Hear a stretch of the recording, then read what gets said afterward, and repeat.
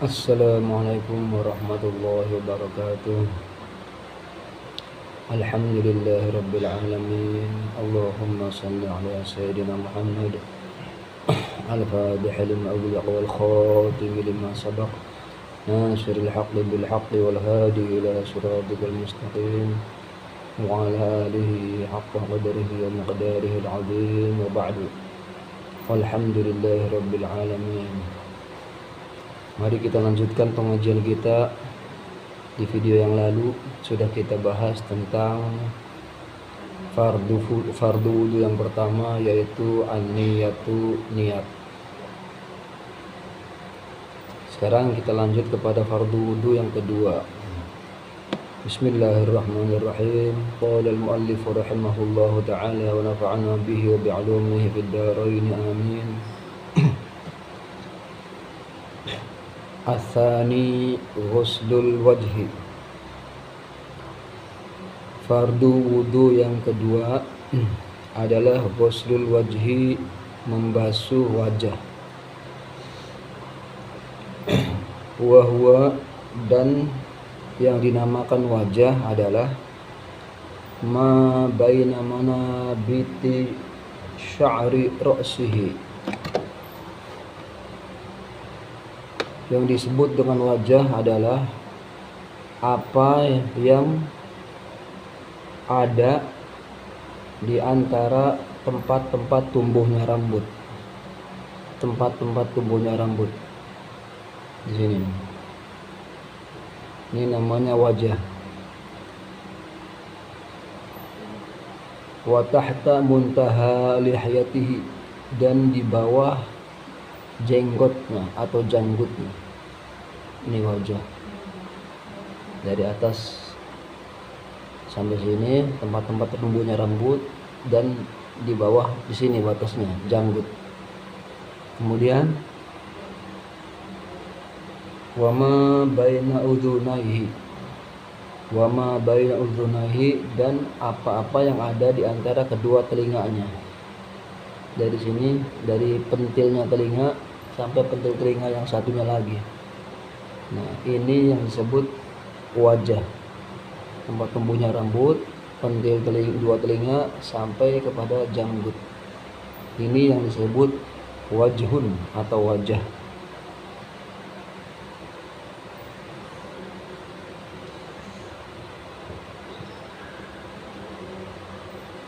Faminhu, dan termasuk wajah juga adalah syu'uruhu, semua rambut yang ada yang tumbuh di wajah tersebut. Contohnya kal hajibaini, seperti dua alis. Wal ahdabi, dan bulu-bulu mata. Wasyaribaini, dan kumis atas, kumis bawah. Wasyaribaini. Wal izaraini, dan dua jambang kanan kiri. Nah, fayajibu ghuslu dhahiri hadhihi syu'uri wa batiniha, maka wajib membasuh semua rambut yang tumbuh di area wajah ini. Tadi rambut-rambut bulu-bulu yang disebutkan tadi itu wajib hukumnya untuk terkena air ketika berwudu. Artinya kalau ada satu helai rambut saja yang kelewat, tidak terkena air wudu, maka wudunya harus diulang karena ada bagian wajah yang belum terbasuh.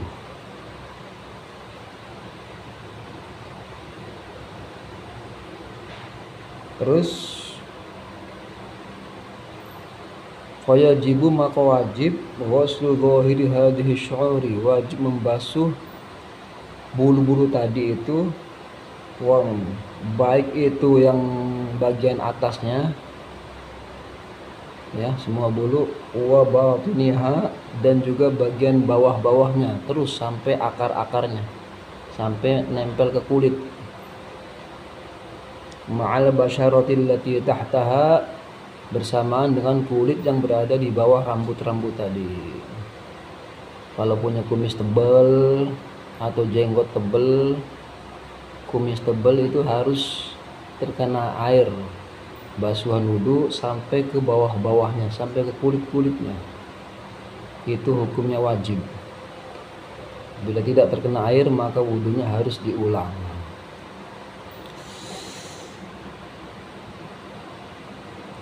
Wa in kathufat, meskipun sekalipun bulu-bulu tersebut tebal.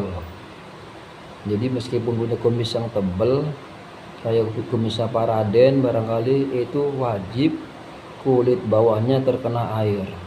Tidak boleh tidak kena air. Li'annaha minal wajhi, karena rambut-rambut tersebut beserta kulit-kulitnya itu termasuk bagian dari wajah yang harus dibasuh tersentuh air. Wa ammal lihyatu, dan adapun jenggot, lihyah jenggot, wal 'aridani, dan bewok.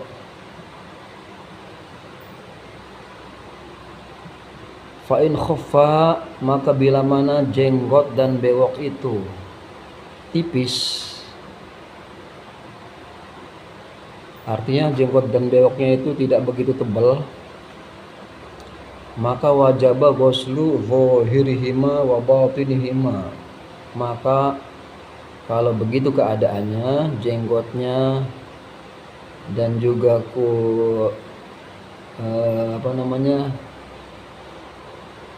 bewoknya itu tidak tebal alias tipis, maka wajib membasuh keduanya,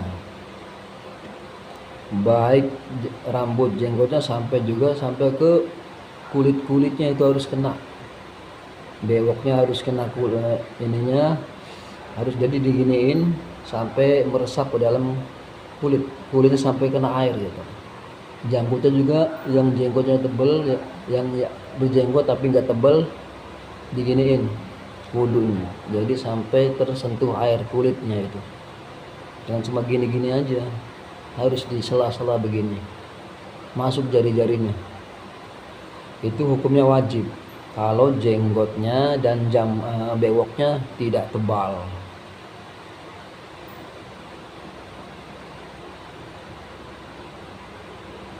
Wa in kathufa, sekarang kalau jenggot dan bewoknya itu tebal, gimana hukumnya itu?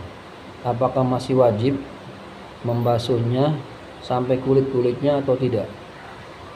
Wa in kathufa, maka bila mana tebal jenggot dan bewoknya, maka wajib apa? Ghuslu zahirihima, membasuh luarnya jenggot dan bewok tadi. Wajib dibasuh bagian luarnya, duna batinihima, tapi tidak wajib membasuh bagian dalamnya, jenggot dan bewok tadi, kalau jenggot dan bewoknya tebal. Jadi saking tebalnya sampai fikih ilmu agama juga tidak mewajibkan agar air tersentuh ke kulit, itu nggak wajib kalau bewoknya jenggotnya tebal. Kenapa? Lil masyaqqati, karena sulit, akan menyulitkan orang. Jadi agama Islam kita ini tidak mau umatnya jadi susah dalam menjalankan syariatnya, dibikin gampang aja, yang penting sah, sudah jadi beres. Jadi gampang-gampang aja, yang penting sah, tidak melanggar syariat Islam. Karena Nabi besar Muhammad Rasulullah Sallallahu Alaihi Wasallam pun panutan kita, kalau dipilih dua pilihan oleh Allah Subhanahu Wa Taala, maka beliau memilih yang paling gampang untuk dilaksanakan. Karena beliau Sallallahu Alaihi Wasallam itu sangat sayang kepada kita, kepada umatnya. Yang gampang-gampang aja dalam agama ini, asalkan tidak melanggar syariat. Jadi tidak wajib membasuh bewok dan jenggot yang tebal. Kenapa? Sampai bawahnya itu tidak wajib, yang wajib luarnya saja. Kenapa? Lil masyaqqati, karena sulit, susah, repot. Nyela-nyelanya tuh repot karena tebel banget kan.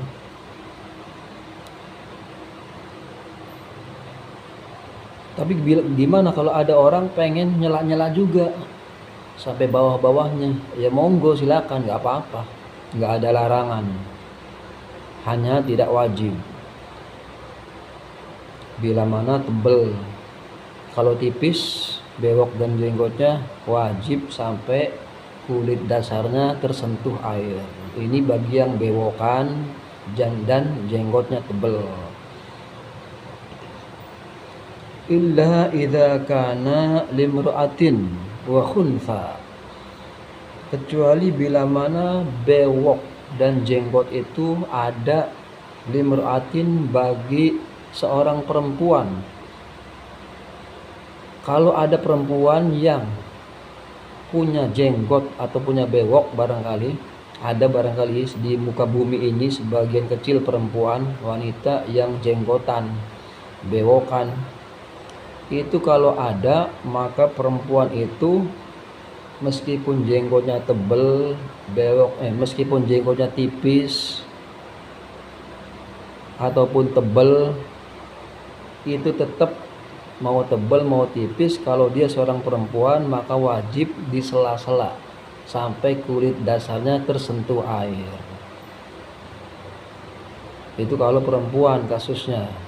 Wa khuntha, dan termasuk banci. Khuntha ini di sini nih, di kitab kuning ini disebut khuntha ini sebenarnya bukan banci-banci biasa seperti yang kita lihat fenomena kita sehari-hari, bukan. Yang disebut khuntha, banci dalam kitab-kitab kuning adalah orang yang dari lahirnya itu punya dua jenis kelamin. Punya dua, zakar dan juga farj. Zakar itu kemaluan laki-laki, farji itu kemaluan perempuan. Nah, orang yang punya zakar dan farji sejak dari lahirnya, maka dia disebut khuntha. Jadi nggak jelas kelaki-lakian dan keperempuannya. Jadi kalau ada perempuan tulen dan juga khuntha, orang yang punya dua jenis kelamin, zakar dan farji, maka dia tidak wajib menyela-nyela jenggot dan bewoknya itu. Maka dia masuk, saya ulangi, perempuan dan khuntha itu wajib menyela-nyela jenggot dan bewoknya meskipun tebal, sampai dasar kulitnya harus terkena air walaupun tebal jenggot dan bewoknya. Karena apa? Fayajibu isolul ma'i, maka wajib apa? Diteruskan dulu ya. Fayajibu, maka wajib apa? Isolul ma'i, menyampaikan air, menempelkan air, libatinihima, sampai ke dalam-dalamnya janggut dan bewok meskipun tebal. Ma'a basyaratihima, sampai menyentuh kulit. Linadradi dzalika, alasannya apa? Karena perempuan yang jenggotan itu jarang. Linadratihima, karena perempuan yang bewokan itu jarang. Begitu juga khuntha, jarang. Saking jarangnya, maka agama mewajibkan bagi perempuan yang bewokan, yang jenggotan, meskipun jenggotnya tebal, bewoknya tebal, harus air wudhunya menyentuh kulit dasarnya. Ini beda dengan laki-laki. Tadi dijelaskan, kalau laki-laki yang bewoknya atau jenggotnya tipis wajib sampai dasar. Tapi kalau bewok dan jenggotnya tebal, bagi laki-laki tidak wajib sampai dasar airnya, itu nggak wajib nyentuh kulit. Tapi kalau perempuan yang bewokan, yang jenggotan, meskipun tebal, tetap wajib sampai dasar kulitnya. Linadrati dalika, karena hal itu jarang terjadi, perempuan jenggotan dan bewokan itu jarang. Ini alasan para ulama kita. Ma'a kaunihi, bersamaan kaunihi keadaannya, yundabu disunahkan, lil mar'ati bagi perempuan. Apa yang disunahkan? Izalatuhuma, menghilangkan bewok dan jenggotnya. Jadi perempuan itu kalau punya bewok, jenggot, sunnah dicukur jenggotnya, bewoknya, karena itu tidak lazim, ya kan? Yundabu, disunahkan. Ulama kita sampai mengajarkan demikian, sunnah, karena perempuan itu adalah perhiasan, bukan kegagahan. Kegagahan itu milik laki-laki, perempuan itu adalah perhiasan. Al-mar'ah adalah perhiasan. Ad-dunya mata' wa khairu mata'iha al-mar'atu sholihah. Kata Nabi besar Muhammad sallallahu alaihi wasallam, al-mar'atu, ad-dunya mata', dunia adalah perhiasan. Wa khairu mata'iha, dan sebaik-baik perhiasan dunia adalah al-mar'atu sholihah, wanita yang sholihah. Jadi wanita adalah perhiasan, enggak pantas kalau bewokan. Oleh karena itu, wa yundabu, maka disunahkan lil mar'ati bagi perempuan yang punya jenggot, punya bewok, izalatuhuma, mencukur keduanya. Karena jenggot bewok itu lambang kegagahan, kesangaran. Sedangkan wanita adalah lambang kegemulayan dan perhiasan. Sampai sini saja saya kira video ini. Insyaallah kita lanjut pengajian berikutnya. Mudah-mudahan ada manfaatnya. Silakan like, komen, dan subscribe, serta share ke orang-orang yang Anda inginkan, supaya video ini bermanfaat bagi sebanyak-banyak umat manusia, khususnya umat Islam. Amin Allah ya rabbal alamin. Saya doakan yang subscribe dan like, Allah mudahkan rezekinya, Allah limpahkan harta bendanya, Allah berkahkan semua usahanya, Allah panjangkan umurnya, dan Allah sehatkan jiwa raganya bersama orang-orang yang dia cintai dan mencintainya, dunia akhirat bahagia sejahtera selamanya. Amin ya rabbal alamin. Wassalamualaikum warahmatullahi wabarakatuh.